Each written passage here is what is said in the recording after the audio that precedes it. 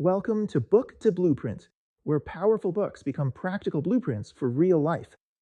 You do not need more information, you need execution. This is Book to Blueprint. So, if you feel like you're stuck in that cycle of chasing perfection, always feeling like you're never quite enough, then this is for you. We're not just going to explain Thomas Curran's The Perfection Trap. Nope, we're actually going to build an actionable blueprint to help you break free, starting right now. Okay, here's our 6-part blueprint for today. First, we're going to define what freedom even looks like. Then, we'll dig into why we feel not enough. After that, we'll install a new set of rules to live by and give you a step-by-step action plan. And finally, we'll look at the daily habits that make this all stick. And, just as important, the traps to watch out for. All right, let's jump right into Section 1, Freedom from the Trap. You know, before you start any journey, you have to know where you're going. So let's get crystal clear on the destination, the core outcome we are working toward.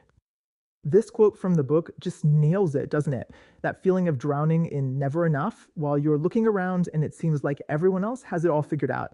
It's a total maze of discontent, and our blueprint, well, that's the map to get you out. So this is it. This is the goal. The core outcome is a trade you're going to make. You're going to exchange that constant draining stress of trying to be perfect for the actual real power that comes from good enough. And look, this isn't about settling or lowering your standards. It's about switching to a smarter, more resilient way of living. Moving on to Section 2, the not enough problem. To actually escape this trap, we've got to understand how it works, right? We need to diagnose the big idea that's sitting right at the heart of perfectionism. Okay, this right here is the idea we absolutely have to tear down. See, perfectionism, it's not really a quest for excellence. It's a defense mechanism. It's this deep, deep belief that your true, imperfect self isn't good enough to be accepted. But if people saw your flaws, they wouldn't love you or value you. It's all about hiding. And there's a name for where this pressure comes from: socially prescribed perfectionism. It's that feeling, that constant hum in the background, that everyone, your boss, your family, society, you name it, is judging you. It's like you're always being graded, and it's exhausting. Now, this is a really critical distinction to make. On one hand, you've got healthy striding. That's all about growth. You're focused on making progress, you're kind to yourself when you mess up, and your motivation comes from the inside.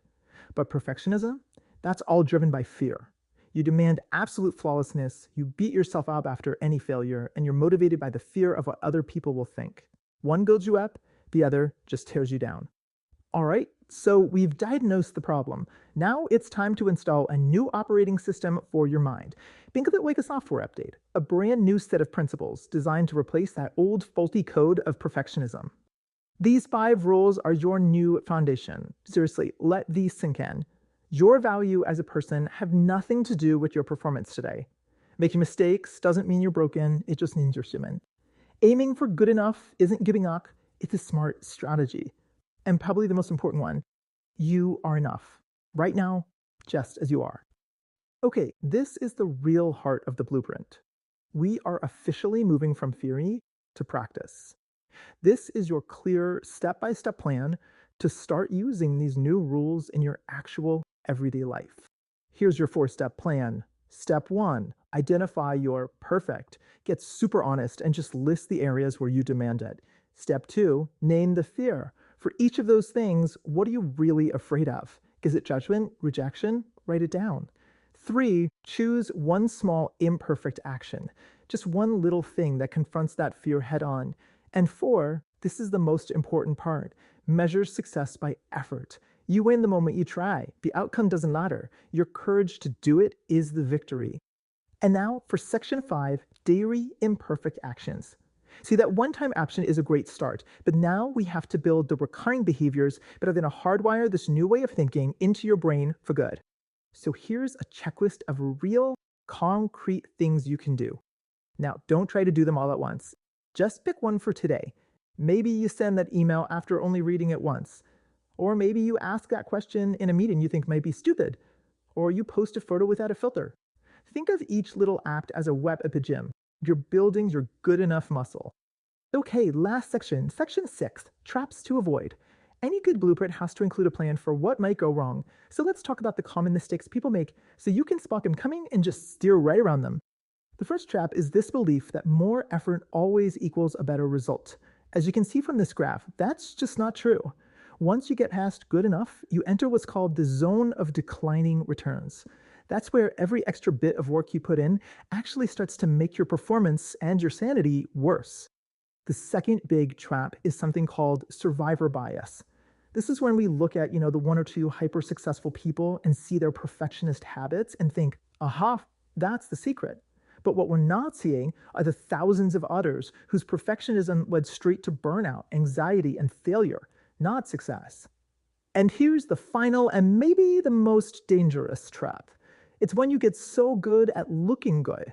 You're so skilled at wearing this mask of competence and success that you can't even admit to yourself that the need to be perfect is the real source of all your pain and exhaustion. So, we're going to leave you with this. And really, this isn't just a question, it's your first step. You have the entire blueprint now. The only thing left to do is to take one small, manageable, beautifully imperfect action. So, what's it going to be? If you have a book in mind that should be added to our list, comment below. If this blueprint helped you, subscribe, like, and build with us. More blueprints are coming. Stay intentional, stay consistent. We are doing this one book at a time. And remember, you are the average of the 5 people you spend the most time with. So share this with them and grow together. Real progress becomes stronger when it is shared. Build your life one blueprint at a time. You do not attract what you want, you attract what you do.